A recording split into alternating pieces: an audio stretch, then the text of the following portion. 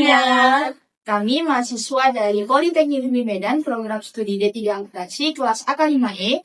Kami dari kelompok 1, perkenalkan saya Aulia Diantira dengan NIM 23050821005. Dan saya Dede Bugasari dengan NIM 23050082013. Dan saya Maria Priscilla Stanggang dengan NIM 23050082101. Kami akan menjelaskan tentang klasifikasi biaya berdasarkan fungsi perusahaan.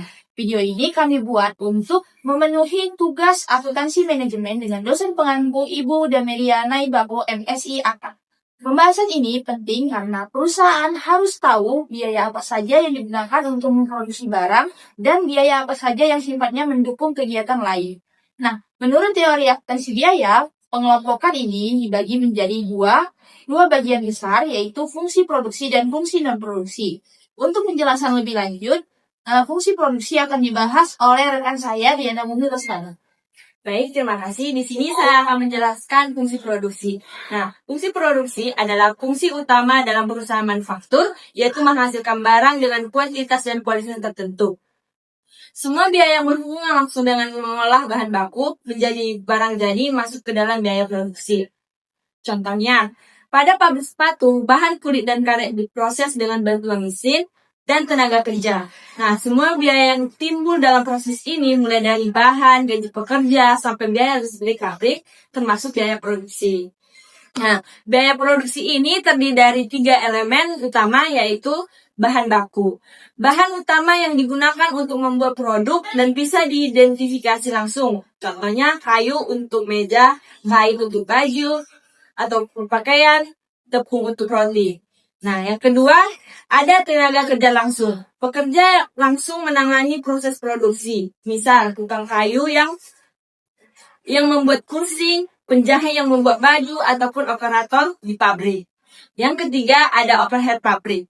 Nah, biaya lain yang mendukung produksi selain bahan baku dan tenaga kerja langsung, misalnya biaya listrik untuk mesin, gaji mandor pabrik, biaya perawatan mesin, biaya penyusutan gedung, dan pajak bumi bangunan untuk pabrik. Baik, penjelasan selanjutnya tentang fungsi non-produksi akan dijelaskan oleh rekan saya. Baik, terima kasih. Selain fungsi produksi, ada juga fungsi non-produksi. Nah, yang disebut juga fungsi komersial. Fungsi ini dibagi menjadi fungsi administrasi dan fungsi pemasaran. Fungsi administrasi berhubungan dengan kegiatan manajemen internal perusahaan. Contohnya, gaji staf akuntansi, biaya penyusun laporan keuangan, biaya ATK kantor, atau gaji pegawai personalnya. Semua ini masuk dalam biaya administrasi. Sedangkan, fungsi pemasaran fokus pada usaha, menjual produk ke konsumen. Misalnya, biaya iklan di media sosial, biaya promosi, diskon, gaji tenaga sales, atau biaya akhir bayar pelanggan. Semua itu disebut biaya pemasaran. Jadi, kita bisa simpulkan bahwa dalam perusahaan ada dua klasifikasi biaya berdasarkan fungsi. Yang pertama tadi yang sudah dijelaskan, yaitu fungsi produksi yang mencakup biaya produksi dengan 3 elemen utamanya, yaitu bahan baku, tenaga kerja langsung, dan overhead. Kemudian yang kedua itu ada fungsi non-produksi yang terdiri dari biaya administrasi dan biaya pemasaran untuk mendukung jalannya usaha. Dengan pembagian ini, perusahaan bisa mengelola biaya yang teratur, laporan keuangannya juga lebih jelas, dan keputusan bisnis jadi lebih tepat. Baik, sekian penjelasan dari kelompok kami. Terima kasih sudah menyimak dan sampai jumpa. Bye-bye.